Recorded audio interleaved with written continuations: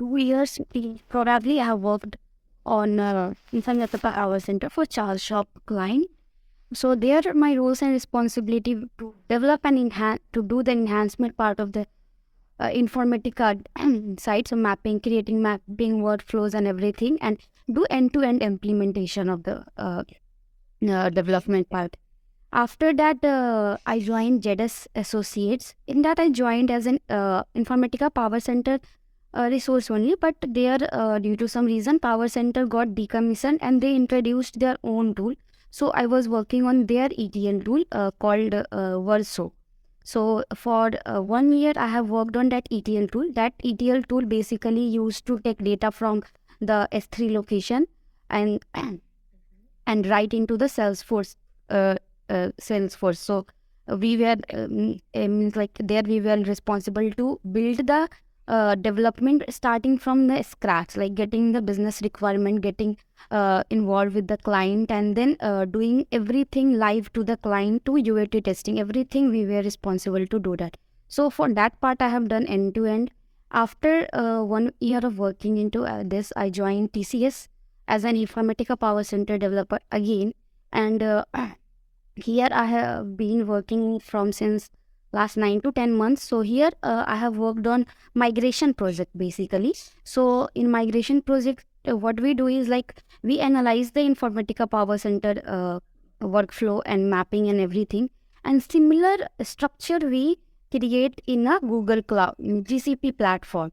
Okay, Google Cloud platform. So same, like we create the job and everything in the SQL so that it process every process what Informatica is doing. It will process through the SQL in the cloud side, and it will store the data at GCS location, and we can query upon the BigQuery, and it will load the table into the data into the BigQuery tables. So we are migrating basically from Oracle to BigQuery. So this is the thing we are actually doing in TCS. So I have a whole of 4.2 year of experience, but you can see that in Informatica I have a relevant of approx 3 years.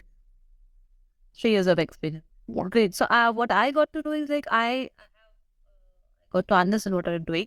So I think you have got an idea of the difference between data warehouse, data mart, and database. What do you understand about that? Okay. Because it seems you've got quite a lot of exposure in that. Yeah. Right. So data warehouse is a you can say a big chunk of data, unorganized data.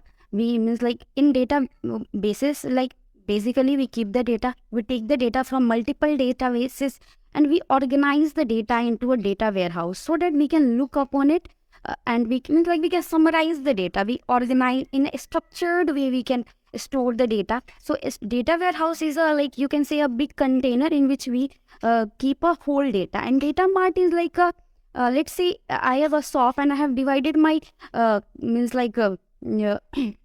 part into different format, like one accessories in this part, other in this, like food in this, clothing in this, and other accessories in this. So that is called data mart, dividing the data into different small chunks so that it is easy to retrieve. We will not search for, if let's say if we are searching for food, we will go into a food mart, not a cloth or accessories mart to search it. So data mart is basically means like a chunk of a data warehouse we organize into a structured way. So that is the data warehouse and data mart and database. Okay, great. So tell me, what do you understand about SCD1 and SCD2?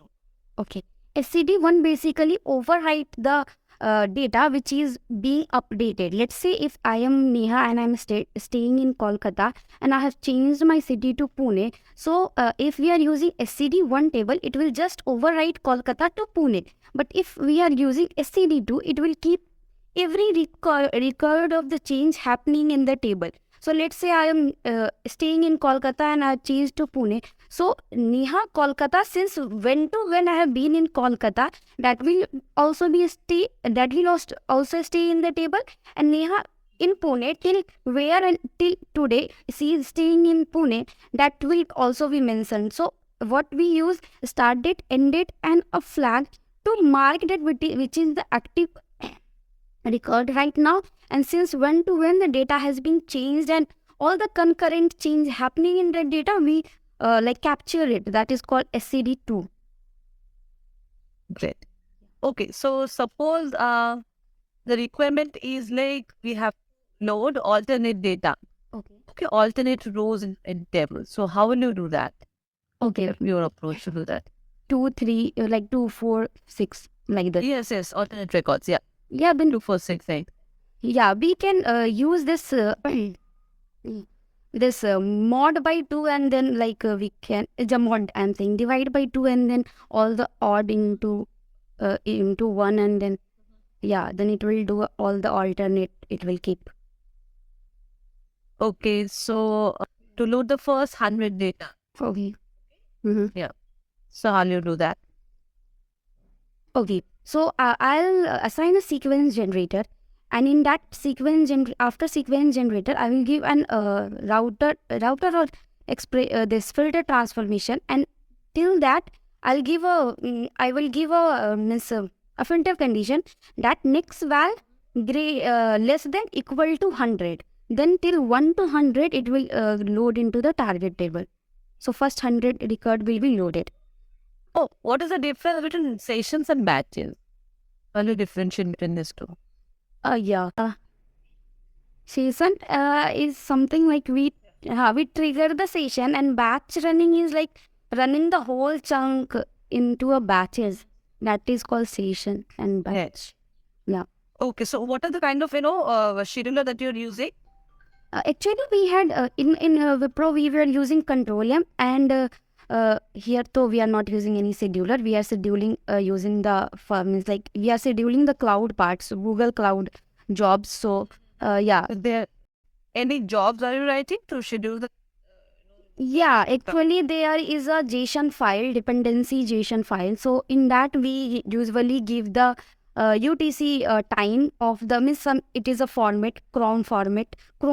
So in that format we give the job name and the format of the timing in which we want to schedule it, and that JSON file is responsible to schedule the job. So that is a framework team has already developed that JSON file. So we need to like change done in the JSON file. We will only like evaluate the JSON file and do our changes required, add our changes required.